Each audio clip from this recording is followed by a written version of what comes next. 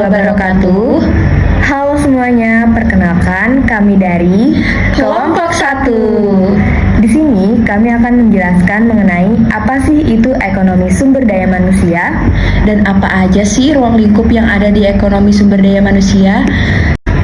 Sebelum itu kami ingin memperkenalkan diri dulu nih, karena tak kenal maka Tak sayang.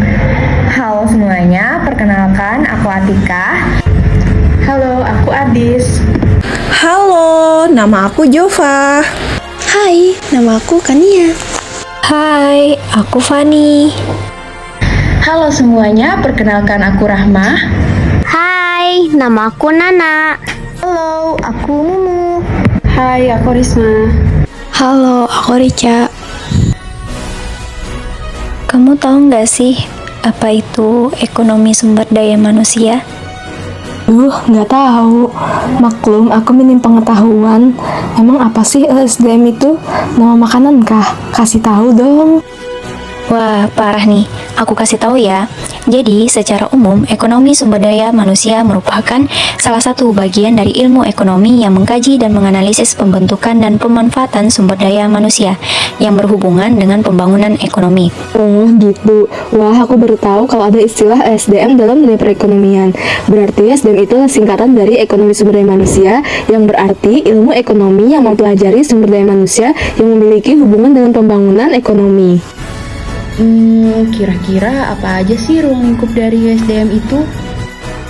Nah, untuk ruang lingkup USDM itu sendiri ada dinamika kependudukan, ketenagakerjaan, struktur ketenagakerjaan, perencanaan tenaga kerja serta penduduk dan pembangunan ekonomi. Dilihat dari ruang lingkup tersebut, berarti USDM berkaitan dengan perencanaan sumber daya manusia atau Human Resource Planning, ekonomi ketenagakerjaan atau Labor Economic, dan ekonomi kependudukan atau Population Economic. Aku masih bingung nih tentang maksud dari ruang lingkup tadi. Sini, aku jelasin. Yang pertama itu ada perencanaan sumber daya manusia atau Human Resource Planning. Nah, ini memfokuskan pada penyediaan angkatan kerja dengan pengetahuan dan keterampilan yang tinggi serta penciptaan kesempatan kerja.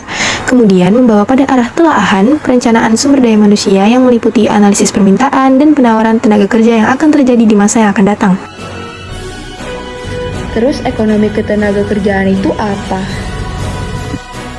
Ekonomi ketenagakerjaan itu memperhatikan masalah serikat pekerja, hukum ketenagakerjaan, asuransi sosial, dan manajemen personalia. Kerja menyangkut analisis, alokasi waktu di pasar dan di rumah tangga. Maka, analisis ini tidak luput dari analisis berbagai kegiatan dalam rumah tangga seperti perkawinan dan kelahiran. Ekonomi ketenagakerjaan analisis maupun ekonomi ketenagakerjaan kelembagaan banyak membahas permasalahan di negara maju. Nah, oleh sebab itu, untuk menganalisis permasalahan di negara berkembang perlu penyesuaian. Oh, gitu. Terus tadi aku juga ada dengar ekonomi kependudukan. Nah, itu apa ya? Ekonomi kependudukan atau population economics itu berkaitan dengan kependudukan seperti misalnya pemanfaatan tenaga kerja dalam pembangunan ekonomi dan dampak pertumbuhan penduduk pada pembangunan ekonomi. Dalam hal ini sering juga diterapkan New Homes Economics yang membahas untung rugi memiliki anak, untung rugi melakukan migrasi, interaksi antara jumlah dan mutu penduduk. Jadi, ESDM sendiri bisa diartikan sebagai sebuah ilmu ekonomi yang berkaitan dengan pengembangan sumber daya manusia, yang dimana ESDM terdiri atas berbagai ruang lingkup, seperti dinamika kependudukan, ketenagakerjaan, struktur ketenagakerjaan, sektor informal-formal, transisi kependudukan, mobilitas dan migrasi penduduk, permintaan dan penawaran tenaga kerja, perencanaan tenaga kerja, serta penduduk dan pembangunan ekonomi. Dan dilihat dari ruang lingkup ini, maka ESDM berhubungan dengan studi perencanaan sumber daya manusia, ekonomi ketenagakerjaan, dan ekonomi kependudukan. Nah, itu tadi penjelasan dari kami mengenai apa sih itu ekonomi sumber daya manusia dan apa aja ruang lingkup yang ada di ekonomi sumber daya manusia.